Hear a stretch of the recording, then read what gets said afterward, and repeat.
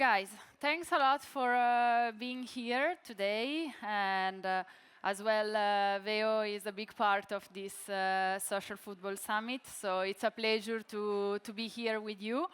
As I was saying before, we talk a lot about AI today. It's, of course, let's say, big topic for sport and football, but we will try to see this from another angle. And I would like to start with you, Jesper, to understand actually from a club perspective, because you are here as head of cognition and analysis at Copenhagen, how actually you arrived to this role that it's quite innovative for the European landscape, and how actually AI is impacting your daily job and the decision you take on the pitch. Yep. Well, thank you. Yeah, it is an innovative role. Actually, Jesper Madsen, who was given the presentation on Kima before, he was actually leading this cognition project in FC Copenhagen 5 years ago, and brought me in and actually established this role for me. So the way we see this is that cognition and data plays a role together. And in terms of how AI influenced this, we've heard a lot about AI today as well. This magic black box in football. And I guess it comes together that we've heard we had like 2 million data points in one game. And people want to harvest that data to understand it. And what this automation and AI gives you is speed and effectiveness in terms of basically better decision making. Yeah. Football is decision making, both in cognition and in data analysis.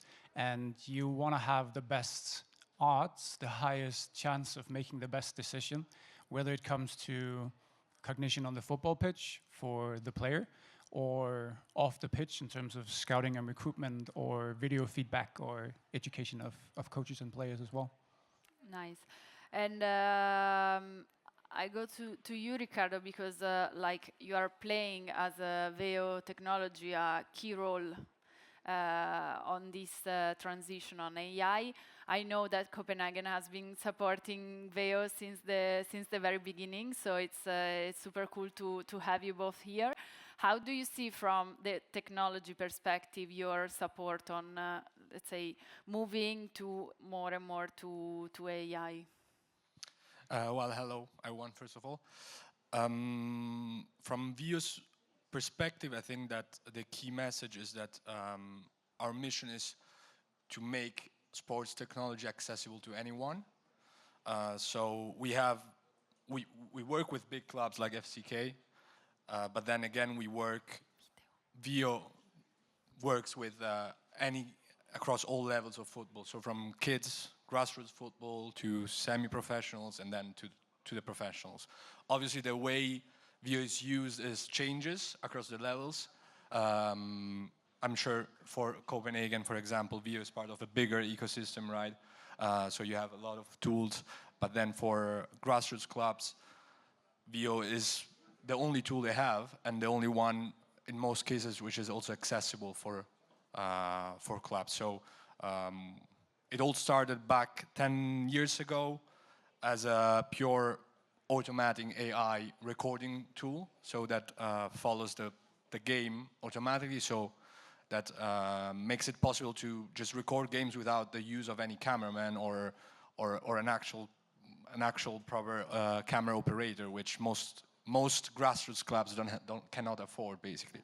So it started like that. Then obviously we developed a lot. Now we have a lot of solutions. We have a lot of the whole analytics package has gotten very sophisticated. So now it really fulfills the needs of any clubs, really, in different ways. So that's what Veo is, basically. Yeah.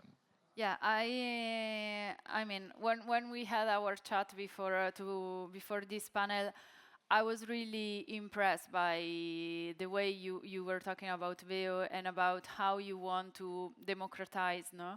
So not only technology is not only for big clubs, it's not only for clubs that have a lot of staff, but your aim is also to help actually academies and small clubs to give them a technology that is accessible. So this democratization, if that's a word, is actually really, really cool in football, because we know that sport is not always very, very fair to everyone. So it's really, really nice. I go back to you, Jesper, asking you, as we said before, you have been supporting Veo also in the development of the company and of the new technology. If you want to share maybe with us a concrete example of how actually you use the technology on the pitch. Yeah, sure. So basically, video analysis is something that we do all the way down to under 10 at the academy. But like live video is something that we have from under 17 to the first team. And obviously there's different opportunities. The first team has tracking data. We don't have that on the under 10s. But we use video from under 15 and down to under 10s. We record all training sessions and all games, all the games. And obviously, as Riccardo said, they have analytics tools and player spotlight as well. So we can easily, whenever we've recorded a game, gain insights on all the players' actions using player spotlight. So we can see every action a player has on and off the ball. And we will get stats on the game as well, in terms of possession, shots, and passes as well. So in a day-to-day usage case, that's how we use Veo basically. And back to you, Riccardo. Do you have any other like great example you want to share with us? Not necessarily related to Copenhagen, maybe related to what I was saying before about like democratize the use also for academies and youth team. Yeah, well, it comes to my mind a project that Vio has done back in 2022 with the Swedish FA, where basically all the women's games weren't recorded at all, and through a third-party partner, basically they managed through Vio to start recording every women's game within the Swedish FA framework, Yeah. and that's a great example in where. There's parts of the football industry which just don't have the resources and the sponsors as well to back them up, and that's where Vio comes in basically as a solution. Vio was founded by a father who missed apparently a very beautiful goal of his son. So that's how Vio came to mind. He thought about how is it possible that there's no automatic way of recording any games, right? Because those moments are moments you never want to forget. And he thought, this beautiful goal of my son that I missed, I mean, it's lost forever. How is that possible, right? And obviously they cannot afford a cameraman, so that's how it all started, right? It started with this idea of just never missing a moment. So it started with this pure emotional feeling, let's say, and then it developed obviously on more on the practical side and more on the, as we said, all the analytics tool, display spotlight that Jesper has just mentioned, and so that's how it developed. But yeah, I think the Swedish FA is a great example of how we try to democratize sports. Yeah, and thanks for sharing this story behind, because it's very sweet, and I mean, it happens that now we are used to get access to a lot of content, no? So when we cannot access to something, it sounds kind of weird, and we want to see everything. So yeah, back to you, Jesper. I was wondering, like, if you could give us a little more an idea on actually how you go from like watching the videos that Vio technology records to actually taking action for the pitch, taking decision for the pitch. So what's the bridge between the technology and the real use that you make? Yeah, sure. Obviously, it's different from age groups to age groups. So on under 15 and under 17, we have a live analyst there that is able to watch the video live and prepare clips for halftime and talk to the coaches during the game. So there the translation is very evident, very concurrent and very live. and afterwards for the game, we get the video straight away, and we are able to give the video to the coaches as well in terms of just talking about the game, having a post-match session, but creating those clips for the players in terms of, for the academy, the most important thing for us is educating the players in the way we want to play football, and to giving them video feedback is a very important part of our player education. So moving so easily straight from even training sessions, but from the game to that video feedback straight after the game or even a day after is crucial and is very important for us. And it's not so common for like youth teams, so you put a lot of effort on it. Riccardo, as you know, here at the Social Football Summit, we talk about technology challenges, but we love to see what's next. So in this environment, that actually changed a lot because, and we saw today that we always talk about AI, but actually AI can cover different topics and can have a lot of different angles that we can see. But I'm curious to see how are you facing the new challenges and where do you see VO technology going in the next years? This is we're getting to a much more technical part, but what I think is that now VO has the ability as a camera to track the location of each player and of the ball, right? It's all tracked. So I think that the one way VO might and can develop in the future is to have to turn into even a more integrated solution. Mm-hmm. Now clubs use different providers for different objectives, right? But for example, VO has a clear map through AI of what's happening in the pitch of every player, and then we can try, we can clearly start to get to the single player at much more deeper level in terms of data. So we're talking about just how much they run. Even we might even be able in the future, I don't know, to understand player patterns and stuff like that. So as for now, we just have an individual highlight solution. So basically on the platform, you choose the player and you're gonna see only the highlights of that player. But that means obviously that we can leverage much more on that data. So I see also well, kind of what GPS tracking devices are doing right now. I see that in one day maybe going into VO, so that it's all the objective should be to be one solution only and one provider only, and I think that's the route that we as a company can pursue in the future. Yeah, and I think that as we were talking before about let's say smaller club, youth team, so that combines usually very small teams as well. Internal team, I mean, with coaches and technical team. Having everything in one platform is actually a big challenge, but as well a big help. I don't know if you agree from a club perspective on that, like try to combine everything in one place will make your job much easier. It would make my life a lot easier, but I also think it's that would be a big project for any company to try and be everything in one place or in one thing.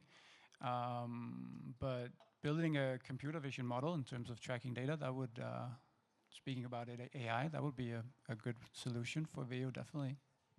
We can share ideas. Yeah, Riccardo, we can give you.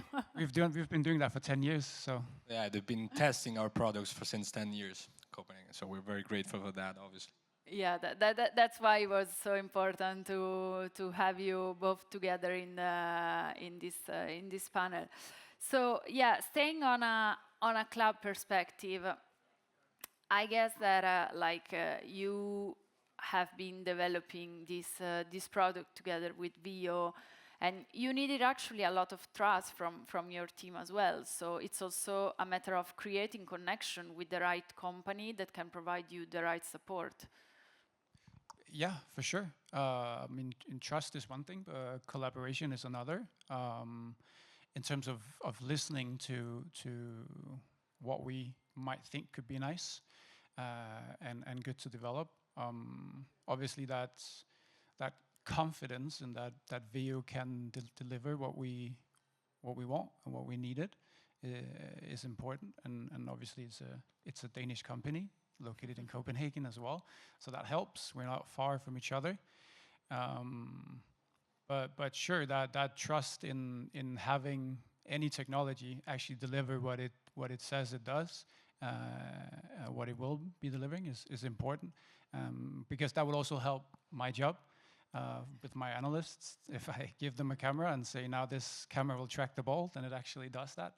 But also able to deliver those data and statistics and highlights that it needs to, and that it actually functions. I mean, what I didn't mention before is that for us to be using this at younger levels where they don't have, or younger age groups where they don't have an analyst, it's easy for them to put up that tripod and put on the camera. So it's made video very accessible for us at younger age groups as well. And we train on multiple pitches, and we go abroad internationally, and we train and play games in many places. So to have a portable camera that can deliver video effectively and every time, that's important for us. Yeah, and Riccardo, I'm curious to understand on the opposite side, on the company side, as you work with a lot of different clubs that have different needs and different structure and team, how Veo is approaching different clients to make sure that you are providing the best experience and actually to match the needs of the team? Well, we have different subscription plans, basically. So we have a base plan, and then we have 3 add-ons, right? Usually top clubs can afford the full package, which is just a much more professional approach, right? But just, for example, the base plan only, well, not only records the game and follows the game automatically, it also creates highlights automatically and tags them automatically as well. So, and that exactly what Jesper said, there's no grassroots club has match analysts, for example, right? When there is a match analyst before Veo, let's say, they had to do their own edits, cuts, like a video maker, basically. That's not their job. They have to analyze the games, right? So for smaller clubs with limited resources, the approach is just an enormous time saver, basically. Yeah. You don't have to spend hours watching the whole game again, cut it, create the clips, tag them. So that would be a different approach, right? Then for more professional clubs, we have the analytics studio, we have the player spotlight function, and that's it. Another thing we have, obviously, is the live streaming subscription, which allows you to live stream games on every platform worldwide. And that is also very, very used by smaller realities that don't have live coverage, basically. And they can leverage on our live feature to have sponsors paying for it, so that the logo can be displayed on our live. It's very edible, basically. And yeah, that's some examples of how we use and approach clubs differently. Yeah, it's actually very useful to have something easy to use, because of course we know that football has very tough time in terms of timing. So we have a few minutes left, and as I said before, it's always great to look at the future. So beside the Veo technology, I'm curious to understand which are actually the challenges and the needs that you face And if you could describe in just one word how you see AI changing football in the next years. I know it's a difficult one, but yeah, we always like here at Social Football Summit to leave the, let's say, the conversation open. So it's not closed today, but we will probably meet again in a year or so to see how If I was right.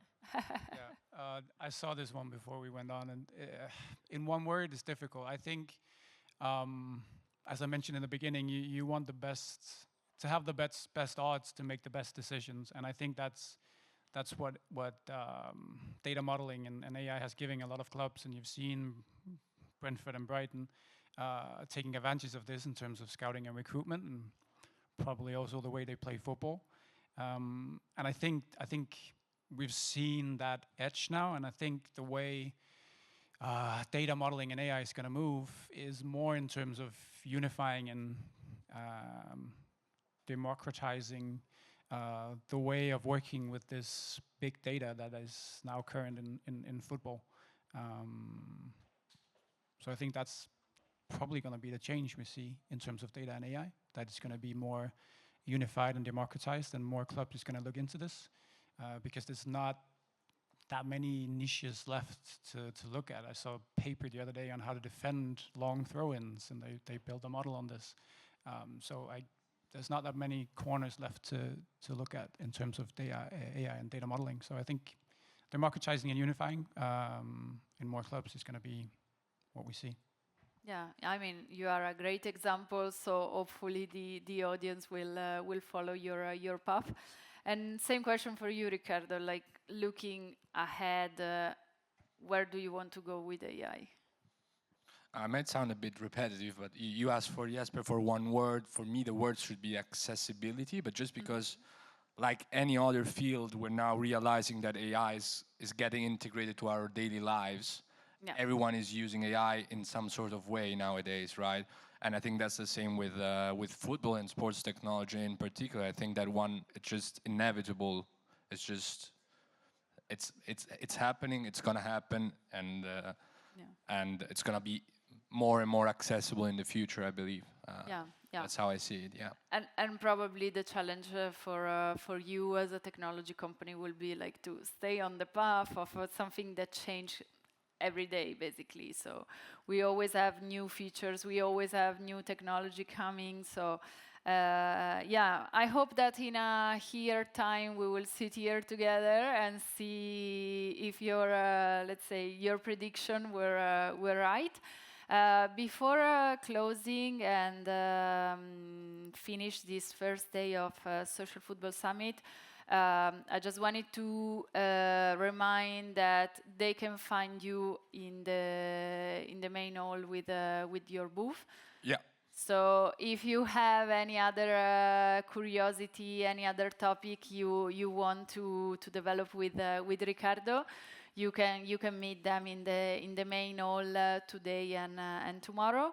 So we are perfectly on time. I want to thank you a lot for being here today to support the Social Football Summit. It has been a pleasure to tell a nice story, and thanks for being with us today. Thank you. Thank you.